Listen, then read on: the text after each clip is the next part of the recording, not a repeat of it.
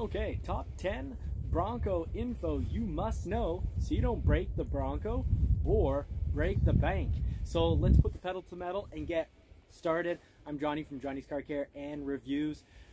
So things you're going to need to keep in mind for your Bronco. First of all, tires.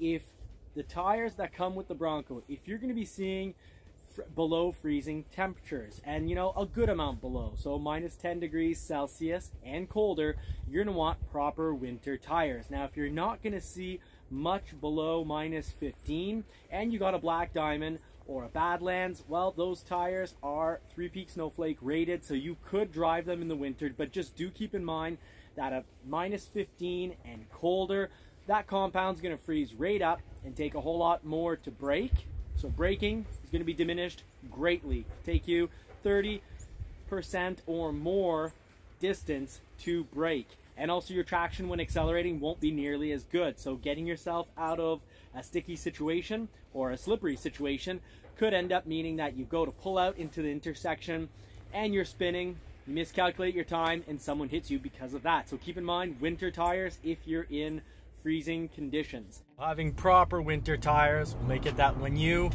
hit the pedal, the vehicle accelerates, and that can be pretty important if you're pulling out of a slippery situation. If you got traffic coming that you didn't notice, you just got to press down on it and get a move on.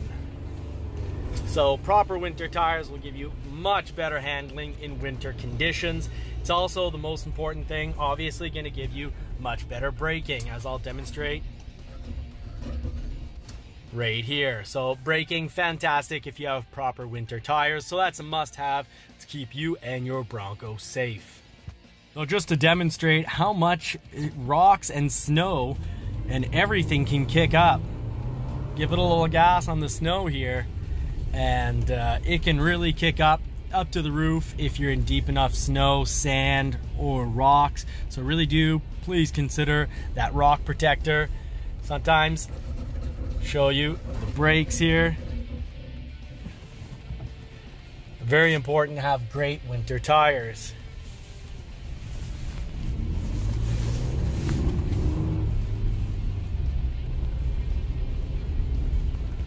So as you can see, we just drove through this snowbank. Having proper winter tires on a Bronco will take you anywhere and everywhere, including across a snowbank. Now you're also definitely going to want to cover your grill. This grill is plastic and it's going to stone chip pretty easily. So you're definitely going to want to get that covered with a clear wrap. Now I've also on the hood gone up. You want to go at least 12 inches, 12 to 18 inches up the hood. And heck, if you don't mind breaking the bank, you could clear wrap the whole hood. That would be a great idea. And also clear wrapping here, this is another area that I'll take rocks. Now I haven't done it because it's not so bad. But the grill, you can't really correct that with paint, unlike the hood. So the most important thing is this grill. Cover it. Now the sides, you're also going to want to cover the sides. Now this is sort of like a CSI for vehicles. These slushy conditions show us that the slush and the dirt, the sand, the rocks, especially from the Sasquatch tires, but I also own the Badlands. Well, Marie-Pierre does, my partner, and her Badlands will also kick up rocks. You see it goes right up to the handle, and sometimes even more so. If you give it a little gas in the snow, I'll try to show that to you.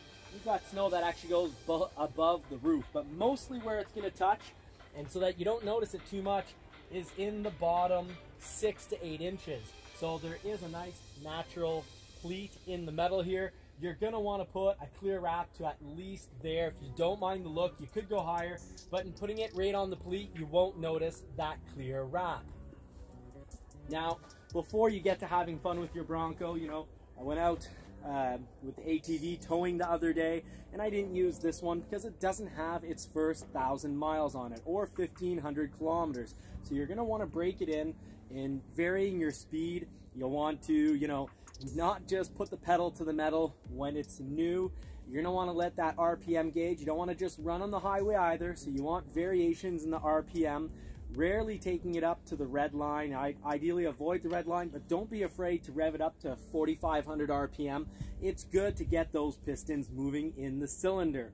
So you don't want to just do your first 1,000 miles on the highway at an even 2,000 RPM, for example. You need that RPM range moving up and forth, so do a whole lot of different types of driving without beating down on the motor. Now, something else you're going to want to keep in mind is right down here, you've got the plastic plating. If you're going to do any off-roading and you didn't order the metal plates underneath, you're definitely going to want to order it with those metal plates. So this touchscreen, you're definitely going to want to have this touchscreen covered with a screen protector, not just because of prints, because you never know what's going to bang into there. At some point you might be hauling lumber through the back, and definitely the screen, plastic screen cover will help protect you. And well, if you're in a salty area, you're definitely going to want to get those floor mats.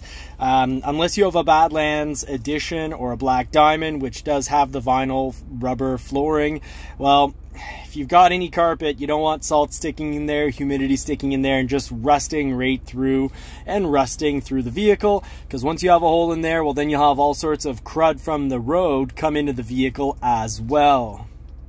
Now, something you're definitely going to want to know is this back window. There's already been a reported case of it shattering the plastic in -40, so extreme cold. But if you face extreme cold, you're going to want to warm up your vehicle to get that back window warmed up before you start driving, so it doesn't just shatter because it's completely frozen, and then you start driving quickly. The wind will, of course, always blow against it, and it could shatter it. We've already seen one case.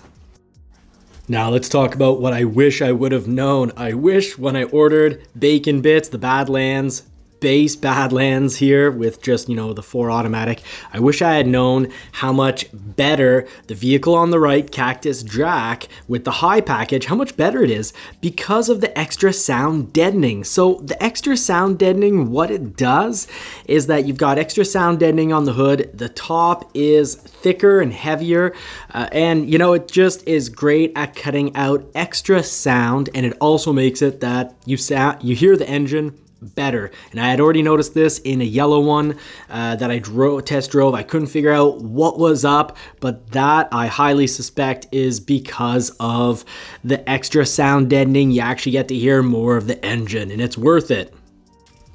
Now let's move underneath the vehicle, because you must know that if you've got snow, you probably have salt and calcium put on your roads. And I'm gonna, you know, break a myth here, break a rumor. These vehicles, the Broncos, are not showing up pre-rusted underneath. But if you want to keep it gorgeous and clean like this, you're gonna need to want to throw down some sort of rust proofing. So you need some sort of oil. Now I do prefer, instead of just a straight out oil, I prefer products that are good and stay on for 10 years. Personally, I've always gone to Z-Bart and I've always been very happy. But you want to protect this gorgeous undercarriage because if you don't, you're gonna get rust and it's gonna eventually go through the floors. And that's just gonna, you know, be real shame. If you plan on keeping this long term, please consider the rust proofing. Now, I wish I would have known when I ordered my first Bronco how expensive these side steps are. Outer Banks, for me, is the way to go, because if you get an Outer Banks, at worst, Sasquatch it, but you get the $800 running boards. You need them, especially once you've Sasquatched. This is a high jump to get into. You need those running boards. Now, back to the inside of the vehicle for more what I wish I would have known and what you need to know to be a happy Bronco owner. Now, the next thing that is a must-have, but might be too late if you've already received your Bronco, this Bronco, had I been driving at the Costco, my Badlands, which is pretty basic, doesn't even have heated seats.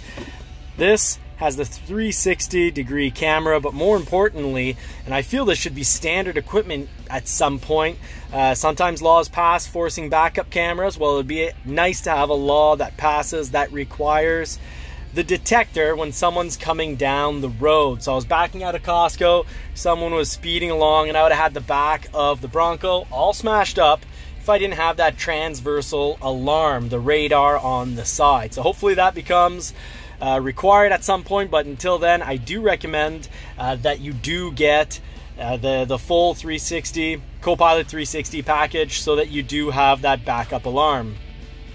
Now on the not so surprising bombshell that I don't always know what's best, but I will cover it eventually because I learned from my mistakes. I do hope you hit that like button and subscribe because I like to cover everything you need to know. I even cover how to tow. I like to also cover and review, special editions, really review vehicles that excite me. I like to do vehicle comparisons, of course. I like to cover really everything you need to know for purchasing and maintaining your vehicle. I even cover car shows with a little help from my friends, such as, David over at All Terrain Nation. And I like to take you off-road to cover all the sites, remind you to have a little bit of fun in life and get outdoors.